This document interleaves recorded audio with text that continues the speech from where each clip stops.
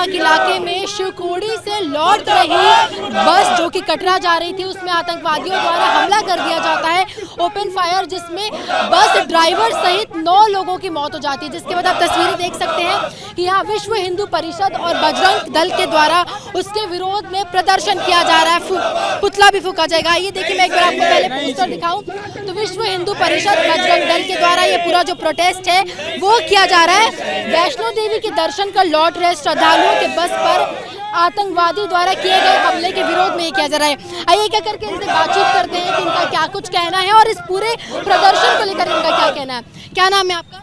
मैं रमाकांत शर्मा, बजरंग का दिल्ली का प्रांत सचिव हूँ। अच्छा, ये बताइए, आप लोग प्रदर्शन कर रहे हैं यहाँ पर, क्या कुछ प्लानिंग है आप लोगों की? इसके बाद आप लोग क्या करेंगे और पूरे प्रदर्शन की प्रक्रिया में क्या क्या शामिल है? देखिए, हम लोग यहाँ पर राष्ट्रपति के नाम डीएम साहब को ज्ञापन देने के लिए आए हुए हैं।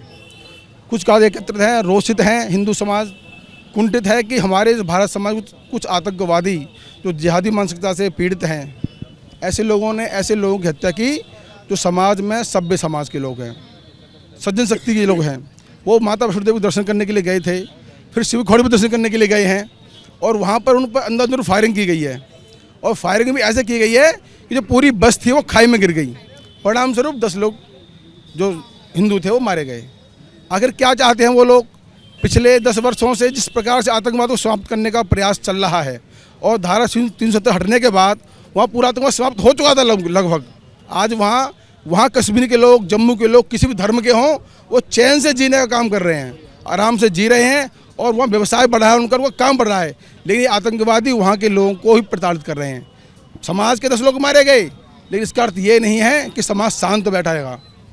हम हिंदू समाज के लोग बेशक सर्वभौमत्व सुकून के मानने वाले लोग हैं, लेकिन अगर हम अपनी आएंगे तो इनको कहाँ से कहाँ पहुँच सकता है ये सबको पता है।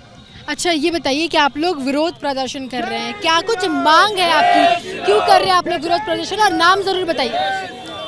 हम चाहते ये हैं, मेरा नाम किशोर सैनी, हम चाहते ये हैं कि जिस तरीके से ये घटना हुई है, ये कहीं ना कहीं हमारे जो चुनाव हुए हैं, ये लोगों को ये लगा, पाकिस्तान पोषित जो आतंकवादी हैं उनको ये लगा कि शायद इस देश में अभी नेतृत्व का कोई परिवर्तन होगा, कुछ इस तरह का।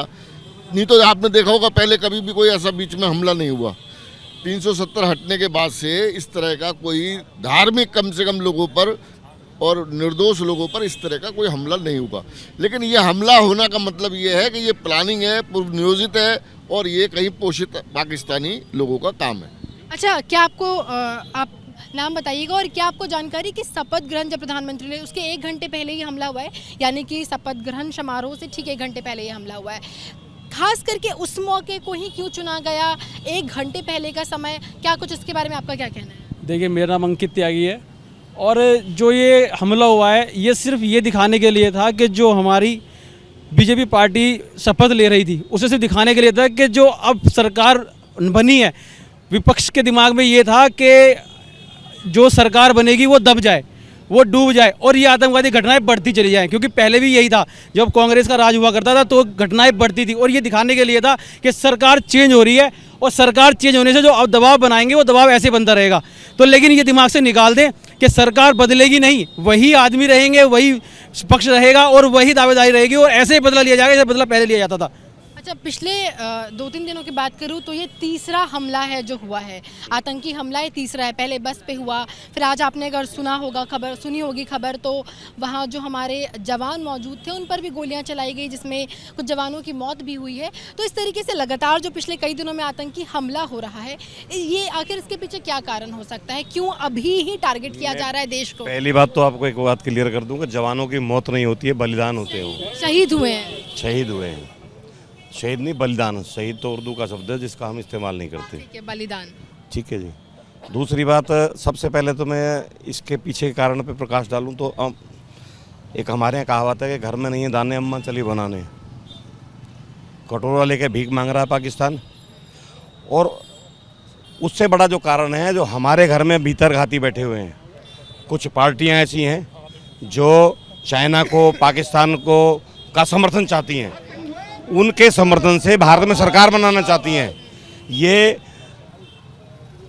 1000% उन लोगों की हरकत है, उन लोगों की प्लानिंग है। पीछे इलेक्शन के कन्वेंसिंग के समय में राहुल गांधी ने ये बयान दिया था कि अगर हमारी पार्टी नहीं आई सत्ता में तो देश में आग लगेगी, और आज ये वही आग लगाने का काम किया जा रहा है। इसीलिए जब हमारे प्रधानमंत्री जी शपथ ग्रहण कर रहे थे तो उन्होंने विस्फोट करके ही बताया, जैसे आतंकवादी दिखाते हैं ना कि देखो, वो दिखाने का प्रयास किया गया है, लेकिन वो थोड़ा सा गलतफहमी में है। तो आप कहना आज चाहते भी हैं, हमारा नेतृत्व तो उतना ही मजबूत है जितना तब था। तो आप ये कहना चाहते हैं कि जो आतंकी हमले पिछले कई दिनों से देश में हो रहे हैं, इसमें कांग्रेस का हाथ है? नहीं, कांग्रेस का हाथ नहीं है। राहुल गांधी जी आप नहीं का समझे, आप नहीं समझे। कांग्रेस का हाथ नहीं है।